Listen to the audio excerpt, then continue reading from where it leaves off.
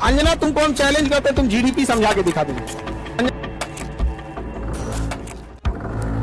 आखिर केंद्र की मोदी सरकार को संकट में डालने वाली इंडिया गठबंधन की मीटिंग में बनी हुई रणनीति के बाद से देश भर में क्या हुआ? कैसे सरकार में बैठे हुए लोगों की नींद उड़ गई? कैसे नीतीश की जेडीयू इंडिया गठबंधन पर राहुल और कांग्रेस के सपोर्ट में आ गई?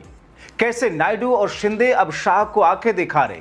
और कैसे देश भर में 50 शहरों में राहुल की टीम ने धमाल कर दिया, जिससे केंद्र सरकार हिली हुई है?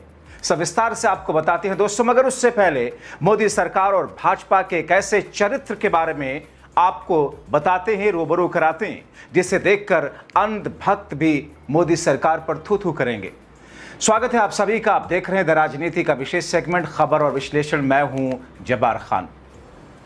दोस्तों, आपको इंडिया गठबंधन की मीटिंग के बाद कांग्रेस और राहुल के जरिए मोदी शाह की बढ़ाई गई मुश्किल के बारे में और कांग्रेस की नई हुंकार के बारे में बताएं, मगर उससे पहले ममता बनर्जी की दिल्ली में सोनिया गांधी से मुलाकात, बंद कमरे में मंथन और उसका क्या कोई सिरा नायडू और शिंदे से मिल रहा है?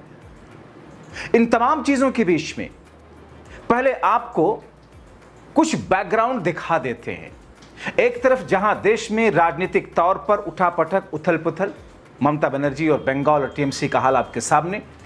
दूसरी तरफ अब गठबंधन वर्सेस गठबंधन के बीच में खुद को अकेले दम पर सरकार चलाने, अपने बिल पास करवाने के लिए भारतीय जनता पार्टी की वो कोशिश जिसमें उसे अब सहयोगियों की जरूरत ना पड़े, जिसमें एक एक करके सबको नाप रही है।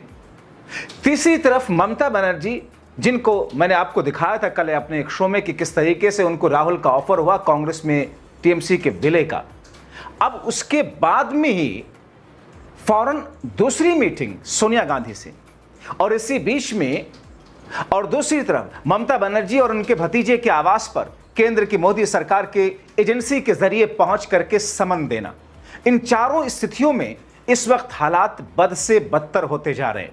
मगर इसकी जड़ में कुछ आपको और मैं कुछ ऐसी चीजें बताता हूं जो देख करके आप दंग रह जाएंगे। आप देखिए, महिलाओं के कुछ सेकंड के वीडियोस आप जमीनी हालात पर, क्योंकि राजनीतिक उथल पुथल तो अपनी जगह ही है, मगर देश में क्या चल रहा है, किस तौर पर गुस्सा केंद्र सरकार के खिलाफ है, चंद सेकंड का ये वीडियो देख लीजिए जो मोदी शाह के चेहरे पर राजनीतिक तौर पर एक कलंक है।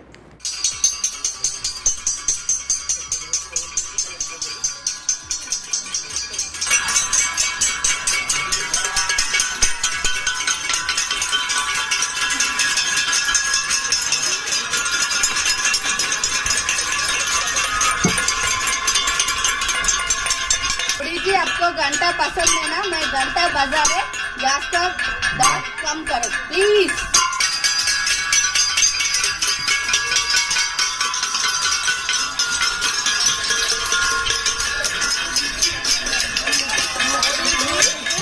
आपको घंटी पसंद है ना?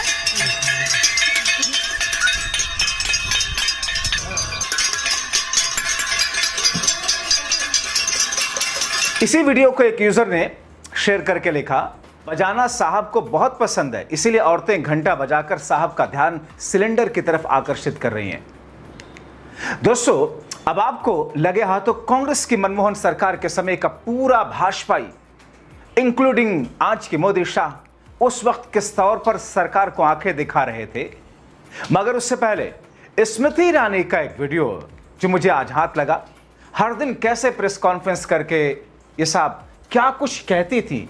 जब एलपीजी था, रसोई गैस 400 में था, विरोध कैसा था, और आज एलपीजी 1000 के पार है, तो क्या हो रहा है, कैसे चादर ओढ़ करके सोइए मोहतरमा, न जाने कहां गायब है।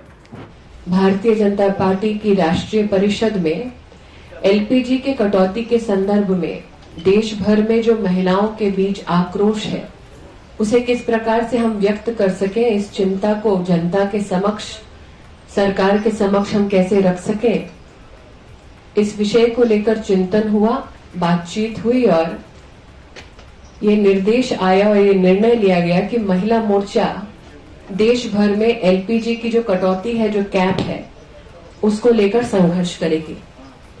आज इस प्रेस कॉन्फ्रेंस में आने से पहले हमें ज्ञात हुआ है कि अभी अभी एलपीजी के रेट्स को बढ़ाया गया है। 11 रुपए 42 पैसे से अब एलपीजी के सिलेंडर के दामों में और भी वृद्धि की गई है। महिला मोर्चा ने निर्णय लिया है कि 12 अक्टूबर को आदरणीय राजमाता सिंधिया जी की जयंती के अवसर पर महिला मोर्चा देश भर में, हर जिले में, हर मंडल में कांग्रेस ने यूपीए सरकार के इस महिला विरोधी नीति के विरोध में प्रदर्शन करेगी। ये तो रही रसोई गैस की बात, जब 11 रुपए बढ़ाए जाने के बाद में एलपीजी रसोई गैस 400 रुपए पार हुई थी तो मोहतरमा तिलमिलाई थी। यहां तक कि सिर पर गैस सिलेंडर लेकर के महिला मोर्चा के साथ में सड़कों पर दंदना रही थी। और आज कितना क्या हाल है, कहां है मोहतरमा? दोस्तों, गैस सिलेंडर की किल्लत, उसकी कीमतों में इजाफा, डीजल पेट्रोल में किल्लत, उसकी कीमतों में इजाफा, शिक्षा व्यवस्था में धांधली, नीट पेपर लीक समेत सीबीएसई समेत लगातार हो रही परीक्षाओं का पेपर लीक और धांधलियां, मगर सरकार मस्त है, कोई जवाबदेही नहीं। राहुल की टीम कांग्रेस, उसकी युवा इकाई और एनएसयूआई समेत देश के युवाओं का 50 से ज्यादा शहरों में चिलचिलाती धूप में हल्ला बोल है, जहां उन पर पुलिस की लाठियां चल रही हैं, पानी की ऐसे बौछारें मारी जा रही हैं कि अगर आंखों में लग जाए डायरेक्ट तो आंखें डैमेज हो जाए। मगर मोदी शाह और धर्मेंद्र प्रधान तो अपनी हट में हैं। दोस्तों देखिए ना, 27 दिन हो चुके हैं मगर अब भी सरकार आंखें बंद किए जनता और युवाओं की आवाज को अनसुनी कर रही है। ऐसे में कांग्रेस ने एक वीडियो शेयर करके क्या लिखा, 27 दिन, 50 से ज्यादा विरोध प्रदर्शन, नीट पेपर लीक और बीजेपी सरकार के भ्रष्ट सिस्टम के खिलाफ आईवाईसी एनएसयूआई का हल्ला बोल जारी है। हमें छात्रों के साथ अन्याय बर्दाश्त नहीं, हम न्याय के लिए लड़ते रहेंगे। धर्मेंद्र प्रधान को इस्तीफा देना होगा।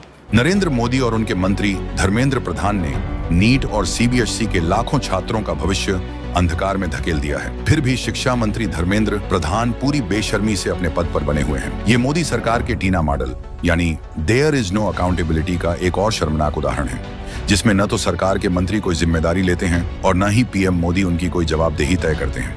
मगर बगैर जवाबदेही वाला लोकतंत्र भारत को स्वीकार्य नहीं है। इसलिए कांग्रेस के बब्बर शेर लगातार मैदान में हैं। वो 27 दिनों में 50 से ज्यादा शहरों में प्रदर्शन कर चुकी है। दिल्ली, मुंबई, मध्य प्रदेश, तेलंगाना, हरियाणा समेत देश के अलग अलग हिस्सों में कांग्रेस, एनएसयूआई और इंडियन यूथ कांग्रेस के हजारों कार्यकर्ता सरकार के खिलाफ प्रदर्शन कर रहे हैं। इन प्रदर्शनों में जनता भी उनका साथ दे रही है। इसीलिए बीजेपी सरकार छात्रों की आवाज उठाने वाले इन प्रदर्शनों को दबाने के लिए पुलिस को आगे कर रही है। उन पर पानी की बौछार की जा रही है। सैकड़ों कार्यकर्ताओं को हिरासत में भी लिया जा रहा है। मगर ये पुलिसिया दमन कांग्रेस के बब्बर शेरों के हौसलों को तोड़ नहीं पाएगा। बीजेपी को ये याद रखना चाहिए कि वो जितनी चाहे उतना ताकत का इस्तेमाल कर ले, कांग्रेस झुकने वाली नहीं है। जब तक धर्मेंद्र प्रधान इस्तीफा नहीं दे देते, तब तक छात्रों के दमन के खिलाफ शुरू हुई ये लड़ाई जारी रहेगी। और दोस्तों, हैरानगी इस बात की है कि मेन स्ट्रीम मीडिया उसी सिस्टम के साथ खड़ा है, इसके लिए जिम्मेदार है।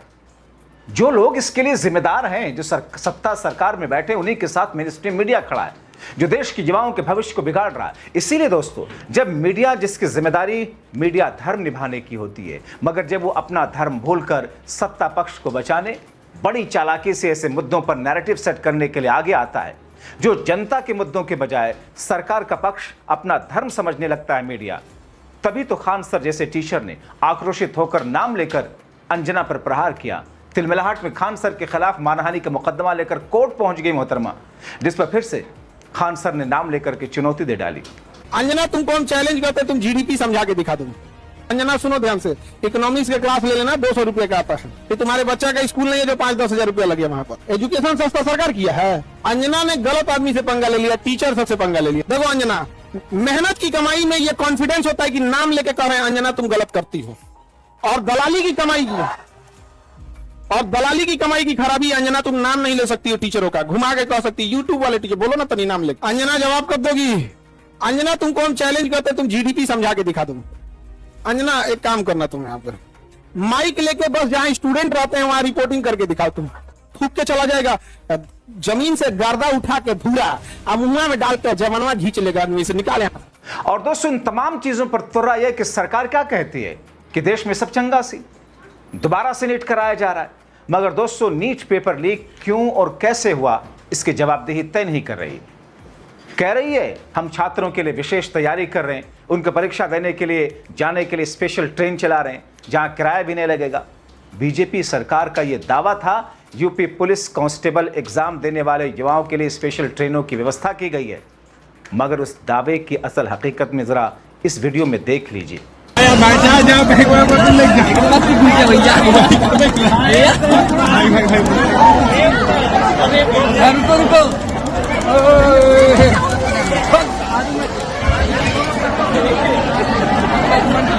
रोके रोके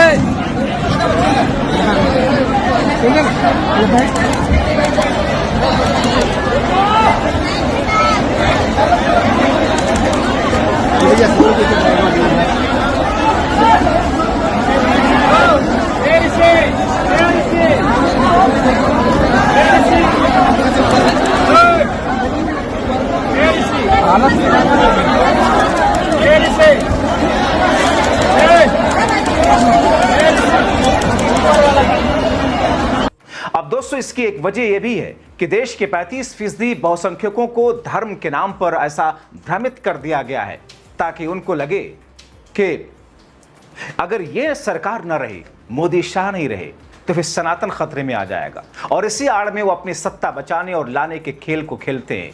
इसीलिए अब सरकारी और पुलिसिया दफ्तरों में भी भाजपा और उनके लोग बहुसंख्यकों को खुश करने के लिए अनैतिक असंवैधानिक कदम उठाते हैं। देखिए ना इस वीडियो में, जबकि संविधान किसी भी सरकारी दफ्तर में दूसरे धर्मों को साइडलाइन करके सिर्फ धर्म विशेष से जुड़ा कोई भी कार्य कराने से हमारा संविधान रोकता है, मगर यहां धड़ल्ले से चल रहा है। दोस्तों अब इस भक्ति के भजन से किसी को क्या इतराज हो सकता है, मगर इसकी जगह मंदिर या फिर आपका घर या धार्मिक स्थल है। मगर ऐसा करके ये लोग बहुसंख्यकों के जो 85% के आसपास हैं, उनके महज 35% को अपने पाले में करते हैं और दूसरी तरफ अल्पसंख्यकों, उनके धर्म के खिलाफ एक्शन लेकर ये इन्हीं 35% बहुसंख्यकों को खुश करते हैं, क्योंकि इनको लगता है कि देश में 85% बहुसंख्यकों में से सिर्फ 35% इकट्ठा होकर एक मुश्त वोट डालेंगे तो इनकी जीत होगी, क्योंकि बाकी का 65% जो बहुसंख्यक बचता है अलग अलग पार्टियों में बिखरा जाएगा। दोस्तों हालात ये हैं और इन हालातों में अब एहसास जो मजबूत बैसाखियां हैं केंद्र की मोदी सरकार की, उनको होने लगा है, चाहे आंध्र प्रदेश हो, चाहे वो महाराष्ट्र हो और चाहे वो बिहार हो। ऐसी स्थिति में दोस्तों अब कहीं ना कहीं उनको ऐसा लगने लगा कि अगर अभी नहीं जागे तो आगे खत्म हो जाएंगे ममता बनर्जी की तरह। लोग कहेंगे कि एक थी ममता। लेकिन दोस्तों इन तमाम स्थितियों के बीच में ममता बनर्जी का दिल्ली पहुंचना और सोनिया गांधी से फिर से मुलाकात करना, राहुल की टीम का सड़कों पर 50 शहरों में इस तरीके से खड़ा होना, बहुत कुछ नैरेटिव गढ़ रहा है और इसमें बीजेपी का गेम बिगाड़ने की ताकत की बुनियाद देखी जा रही है। आप क्या सोचते हैं? अपनी राय कमेंट बॉक्स में जरूर लिखें।